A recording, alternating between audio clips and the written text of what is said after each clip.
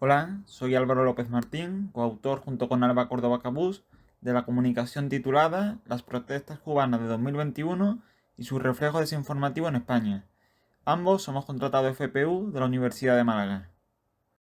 En los últimos años, la desinformación constituye uno de los fenómenos con mayor protagonismo en la sociedad. Sus consecuencias se han visto reflejadas en áreas tan dispares como la política, la educación, la sanidad o muy especialmente el ámbito informativo o comunicativo.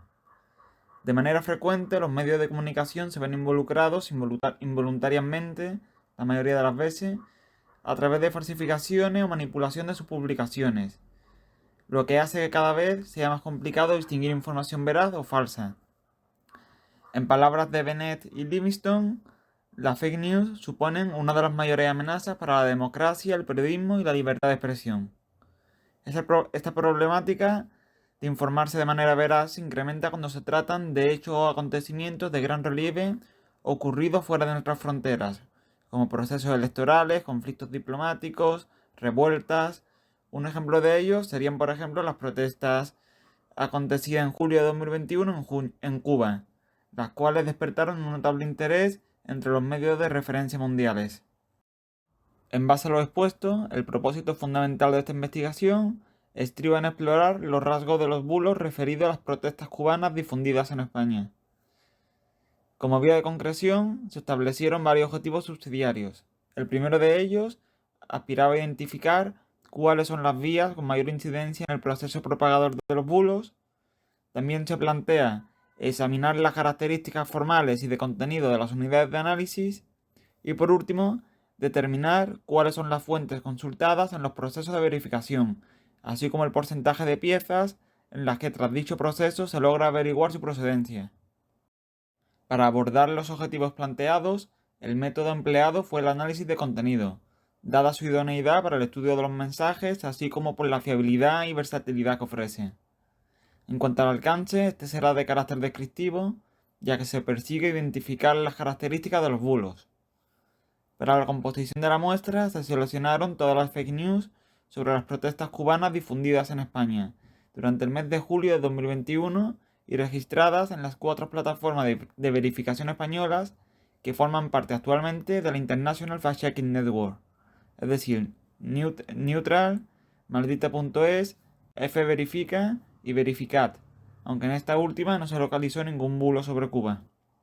En total, se contabilizaron 46 piezas repartidas de la siguiente manera: 24 de Maldita.es, 14 de F Verifica y 8 de Neutral.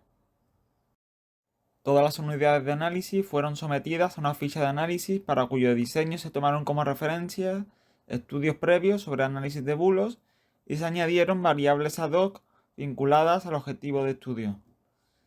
Dicha ficha se dividió en 3 dimensiones. La primera de ellas, información de registro. En este primer bloque se incluyeron las categorías útiles para la identificación de los bulos. Por su parte, la segunda dimensión se refería al análisis formal y en este bloque se puso el foco sobre los aspectos referidos a la producción y estructura del bulo, así como su verificación y diseminación.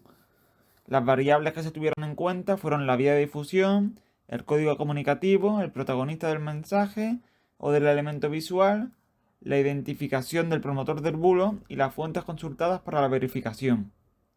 Y por último, el análisis del mensaje. En esta tercera dimensión se tuvieron en cuenta las variables referidas a la serie lingüística y la intencionalidad del bulo, tales como el tema, la fuente, el tipo de bulo, la finalidad, la presencia de declaraciones y la modalidad del cuerpo de mensaje. En cuanto a la vía de difusión, los resultados muestran la predominancia de Twitter como vía escogida para la difusión de bulos, si bien también destaca en este proceso Facebook, lo que contrasta con la moderada incidencia que presentan otras redes o aplicaciones de mensajería. También se demuestra habitual la propagación simultánea de una misma noticia a través de 2 o más vías.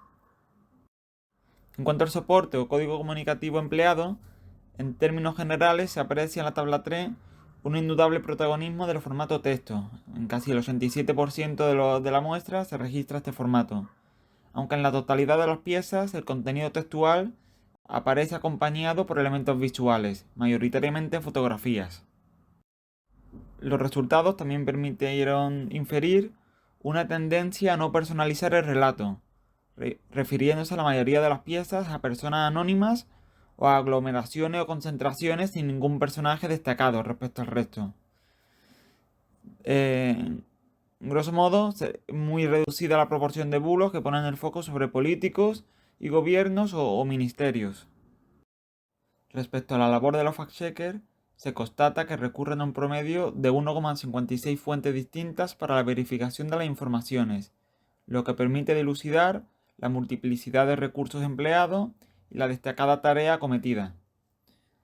En cuanto a las distintas tipologías de fuentes, las herramientas digitales son las fuentes a las que con mayor asiduidad recurren los verificadores, dado que son empleadas para el chequeo de casi la totalidad de la información, en concreto algo más de un 95%.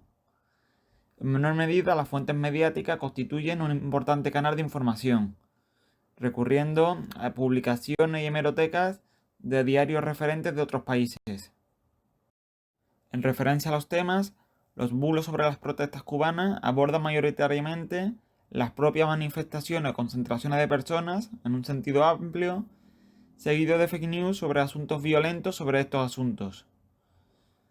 Estas piezas ponen el foco sobre la muerte y las personas heridas durante la acción policial para disolver estas protestas.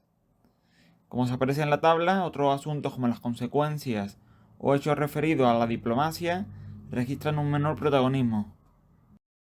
Del examen de las fuentes identificadas en los mensajes, se desprende que a excepción del discreto porcentaje de fuentes suplantadas, un 8,70%, predominan los bulos sin atribución de autoría, es decir, fuentes anónimas.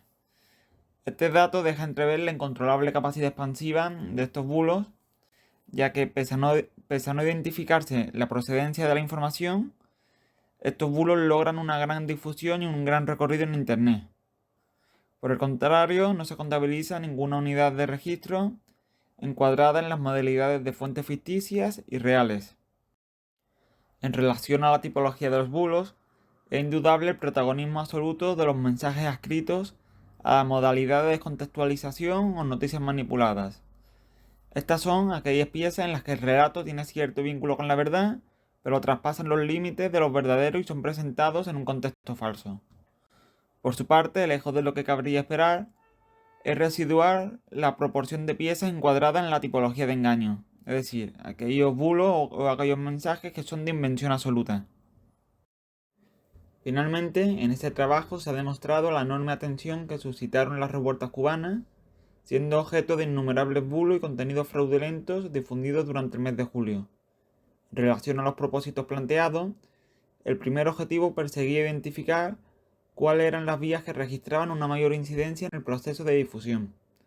En este sentido, los resultados han demostrado que Twitter y Facebook, y en menor medida WhatsApp, son los canales a través de los cuales se propagan principalmente los bulos.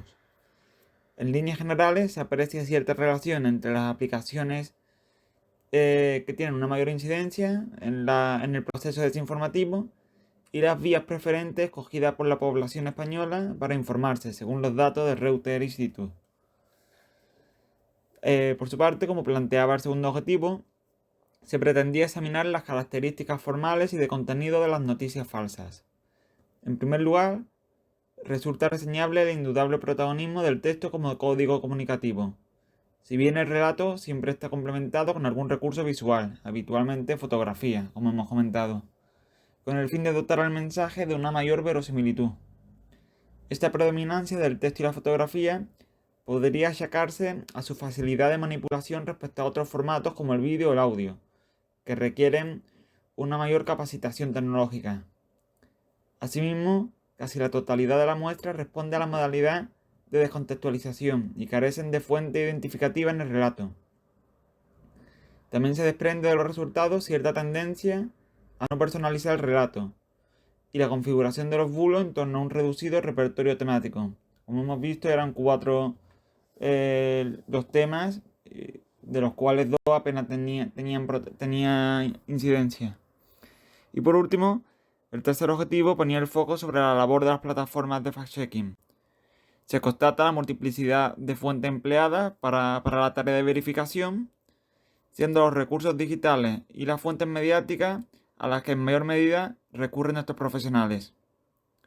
En definitiva, nos encontramos ante un fenómeno, el de la desinformación, que supone un grave obstáculo para informarse de manera veraz y correcta sobre aquellos acontecimientos de relevancia.